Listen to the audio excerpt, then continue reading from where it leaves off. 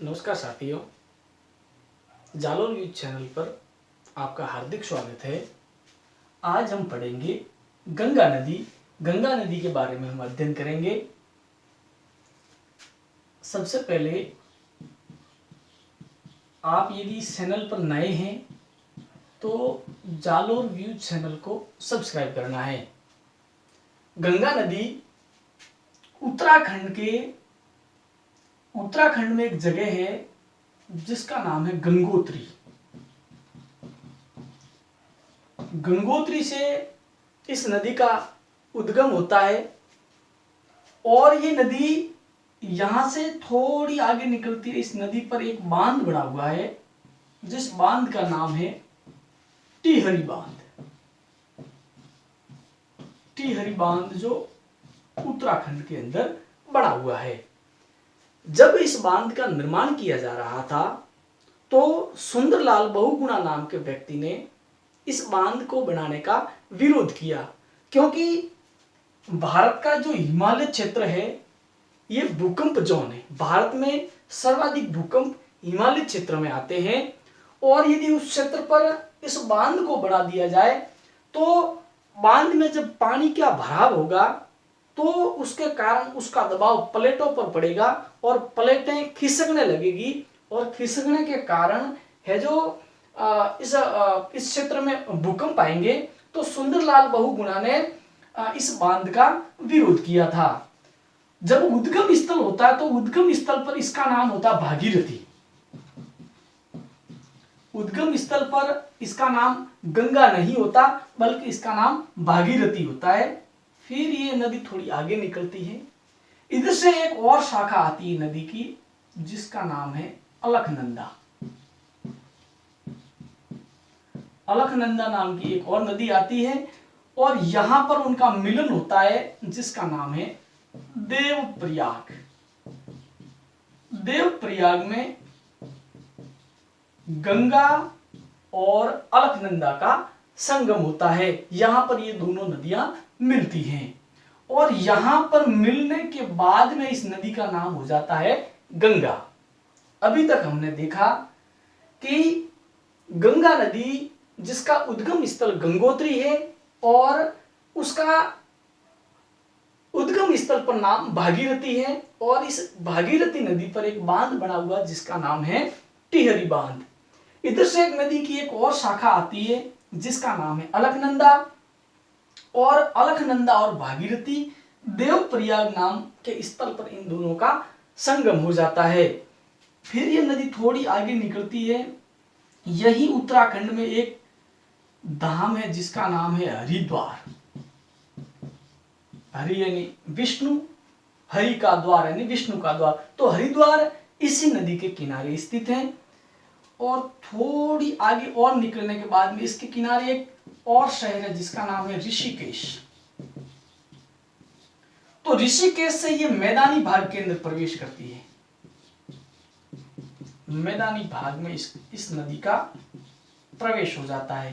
कहीं कहीं पर हरिद्वार में भी बताया जाता है कि इस नदी का मैदानी भाग में प्रवेश हरिद्वार से होता है और कहीं कहीं पे इसका मैदानी भाग में प्रवेश ऋषिकेश से बताया जाता है, क्योंकि यहां तक ये नदी पूरी पहाड़ी क्षेत्र के अंदर चलती है। इससे आगे निकलते हैं। फिर एक राज्य आता है जिसका नाम है उत्तर प्रदेश। फिर ये उत्तर प्रदेश के अंदर प्रवेश करती है। उत्तर प्रदेश में एक जगह है कानपुर, वो भी इस नदी के किनारे स्थित है। नदी थोड़ी और आगे चलेगी। इस नदी के किनारे एक और शहर है जिसका नाम है इलाहाबाद, तो वो भी गंगा नदी के किनारे है। नदी थोड़ी और आगे निकलेगी। एक और जगह है जिसका नाम है वाराणसी। वाराणसी शहर भी गंगा नदी के किनारे स्थित है। इसके बाद में ये नदी एक अगले राज्य में प्रवेश करती है जिसका नाम है बिहार। बिहार राज्य में प्रवेश किया। बिहार की राजधानी है पटना, तो वो पटना भी इसी नदी के किनारे स्थित है। उसके बाद में ये नदी भारत के दूसरे राज्य में प्रवेश करेगी जिसका नाम है पश्चिम बंगाल। फिर ये नदी पश्चिम बंगाल के अंदर प्रवेश करेगी, ये आ गया वेस्ट बंगाल, क्योंकि इधर वाला ये भाग तो बांग्लादेश है, बांग्लादेश वाला भाग है। यहां से ये दो भागों में बट जाती है, इसका नाम है हुगली नदी। हुगली नदी, इसको विश्वासघातिनी नदी भी कहा जाता है। और दूसरी एक शाखा है जिसका नाम है पद्मा। फिर इधर से एक नदी आती है ब्रह्मपुत्र, और ब्रह्मपुत्र नदी इसमें मिलने के बाद में इसका नाम हो जाता है मेघना। तो ये शाखा तो बांग्लादेश के अंदर चली जाती है, और ये शाखा हमारे पश्चिम बंगाल कोलकाता के आसपास से ये शाखा गुजरती है। इधर पश्चिम बंगाल में इसके ऊपर एक योजना है बनाई हुई है जिसका नाम है फरक्का योजना, जो इसके ऊपर संचालित है। अब इस गंगा नदी की सबसे इंपॉर्टेंट बात यह है कि यहां पर हुगली और पद्मा या मेघना नदी के बीच में यहां पर एक डेल्टा है, सुंदरवन डेल्टा।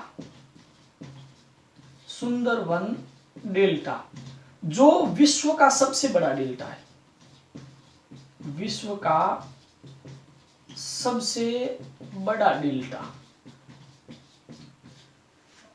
विश्व का सबसे बड़ा डेल्टा सुंदरवन डेल्टा है, जो गंगा नदी की एक शाखा हुगली और पद्मा या मेघना के बीच के अंदर बना हुआ है।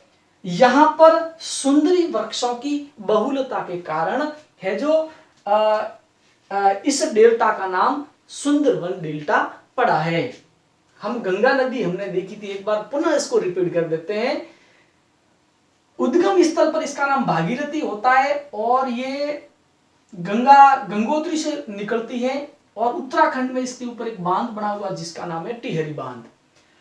इसकी एक और शाखा जिसका नाम अलकनंदा है, वो भी उत्तराखंड की साइड से आती है, और इन दोनों नदियों का मिलन देवप्रयाग पर इनका संगम होता है।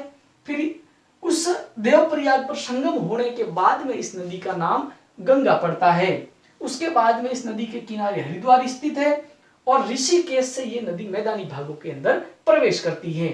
फिर इसका प्रवेश उत्तर प्रदेश में होता है। उत्तर प्रदेश में कानपुर इस नदी के किनारे हैं, इलाहाबाद और वाराणसी ये मुख्य शहर जो उत्तर प्रदेश के हैं वो इस नदी के किनारे स्थित हैं। फिर ये बिहार राज्य के अंदर प्रवेश करती है। बिहार की राजधानी पटना इस नदी के किनारे स्थित है। इसके बाद में ये पश्चिम बंगाल के अंदर प्रवेश करती है। पश्चिम बंगाल पर में इस नदी के ऊपर फरक्का परियोजना संचालित है। उसके बाद में ये दो शाखाओं के अंदर बट जाती है। एक शाखा हुगली नदी के नाम से जानी जाती है और दूसरी शाखा पद्मा नदी के नाम से जानी जाती है।